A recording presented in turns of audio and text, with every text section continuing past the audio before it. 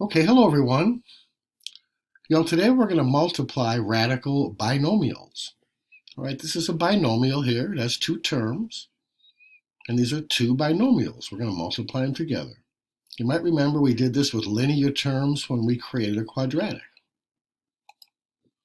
Today's objective, to multiply radical binomials using the FOIL method or the box method. All right, these are the two methods we also used when we created quadratics by multiplying linear factors together. Today's essential question, pretty simple. How do we multiply radical binomials? Well, you kind of see it right here. This is the old FOIL method.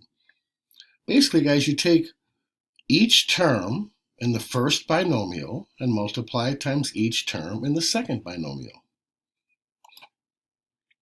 And multiplying radical binomials, one of the methods we can use is the FOIL method. Again, it looks like this. If you guys had me before, remember we called it the Stewie. As some of my old students said when I drew the lines like this, it looked like Stewie. Okay. Here's our first example. Guys, this is 1 minus the square root of 5 times 1 plus the square root of 5. If you remember, this is known as a conjugate pair. We talked about this. All right, this is the one where the middle term disappears, but let's look at it. All right, let's apply the FOIL method. Again, the F stands for multiply the first terms together. So the first terms in each binomial is 1. So 1 times 1. The O stands for the outer two terms. So in this case, it's 1 and the square root of 5. Multiply them together. The I stands for the inner two terms. So inside here, this negative 5 times 1, put it right here. And the L stands for the last two terms, multiplied together. Negative square root of 5 times positive square root of 5. That's right here. Right. As you put all this together, and you notice the middle two terms disappear because this is positive square root of 5 and negative square root of 5. Right, the square root of 5 times the square root of 5, guys, you know that's 5. So 1 minus 5, this ends up being negative 4. This whole thing up here is negative 4. Again, 1 minus 5. Look at this right here, of course. All right, guys, let's do another one. This is also a conjugate pair. All right, minus plus. All right, the same numbers, just one's a minus and one's a plus. Use the FOIL method. These are the first two. These are the outside two, the product of those two numbers. These are the inside two right here. And these are the last two, 6 times 6. All right, 36, of course, is 6 times 6, and that's a negative. These two terms disappear. Again, 6 times 3 is 18. One's positive, one's negative. It disappears. And again, guys, the square root of 6 times the square root of 6, that's 6. 6 times 9, 54. I get 18. So this entire thing right here equals 18. Okay, here's another example. Oops, I guess this is example 3. Guys, this is not a conjugate pair. This is actually a square. All right? Negative square root of 5 minus 1 times negative square root of 5 minus 1. Again, we use the FOIL method. This is the first two, the outside two, the inside two, and the last two multiplied together. And when we do that, guys, obviously, square root of 5 times square root of 5, that's 5. Square root of 25 is 5. All right, these two terms are the same. All right, they end up being the square root of 5 plus the square root of 5. That's 2 of them. So there's 2 square roots of 5.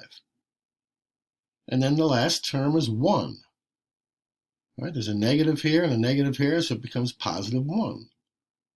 5 plus 1 is 6, and that's our final answer. As example 4, this one's a little different. And we use the FOIL method right here. Line them up. The first two we multiply right here. The outside two are right here. The inside two are right here. And the last two are right here. You just multiply them together. Again, guys, the square root of 3 times the square root of 3 ends up being 3. All right, you can combine like terms here, and you notice the square root of 24 you can break apart into 4 times 6, because 4 is a perfect square. So we end up with the square root of 6 and the square root of 6 here. Two terms with the square root of 6, you can combine them together.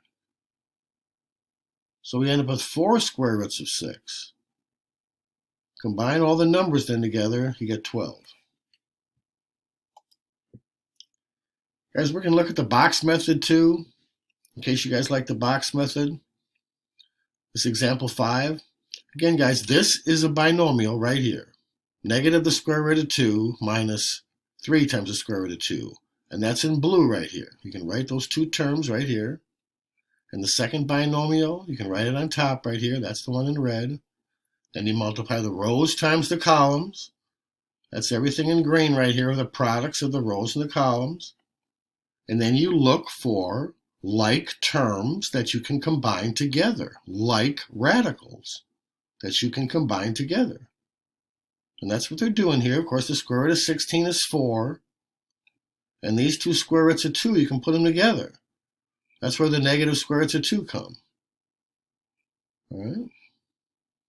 This ends up being 4 times 4 is 16 right here. Negative 16, okay? Another box example. All right, the square root of 3 minus the square root of 7. I put it right here in blue. And the square root of 7 minus the square root of 3 on top.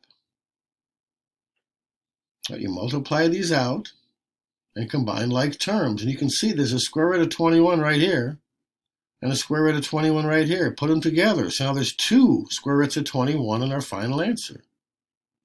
And negative 7 plus negative 3 is negative 10. All right, guys, that's it. We will watch this video in class again. After that, we'll complete the warm-up. Today's essential question, you need to identify the two methods that we just discussed in the video, okay? That's it. Thanks.